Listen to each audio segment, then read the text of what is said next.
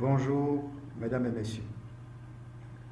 Je voudrais me présenter. Je suis Miguel Nyoleba Mathieu, le directeur du cabinet ICP, qui veut dire International Consultants for Procurement.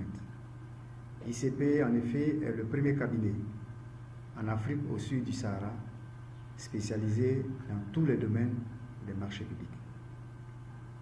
Nous fêtons notre 10e anniversaire le 15 mai 2019. Après avoir réalisé de nombreuses missions, aussi bien de conseil, d'assistance, d'audit, dans différents pays d'Afrique, aussi bien en Afrique centrale, en Afrique de l'Est qu'en Afrique de l'Ouest, nous avons décidé aujourd'hui d'ouvrir avec tous ceux qui sont susceptibles d'être intéressés une fenêtre d'échange et de dialogue sur les principales questions qui pourraient nous intéresser dans le domaine de la commande publique.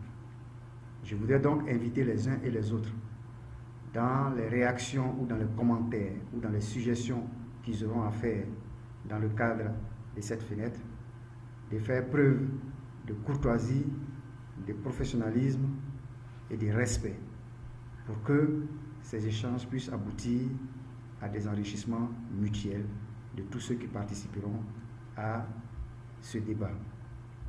Je voudrais donc pour ce premier sujet parler d'une question importante et qui revient souvent.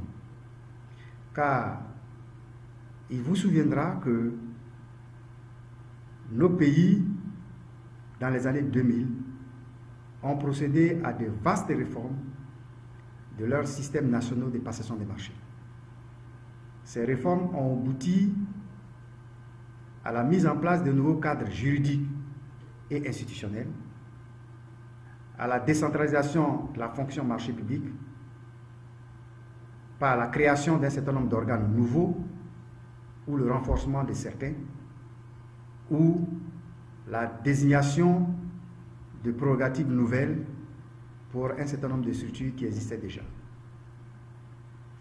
Il se trouve que les nouveaux codes des marchés publics qui ont été mis en place, dans certaines de leurs dispositions, laissent la place à des questionnements qui très souvent reviennent et nous avons l'honneur de recevoir de plus en plus des questions sur ces sujets-là.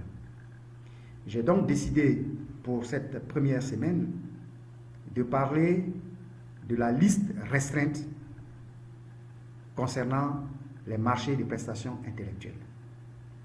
En effet, dans beaucoup de codes des marchés publics, le nombre de cabinets à retenir sur la liste restreinte n'est pas défini, n'est pas précisé.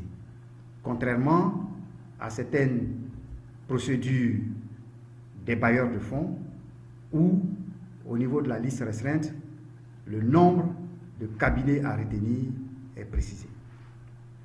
Alors la question est de savoir quel est le nombre de candidats à retenir sur une liste restreinte lorsque le code lui-même est muet. Cette question nous a été posée dernièrement et elle fait débat.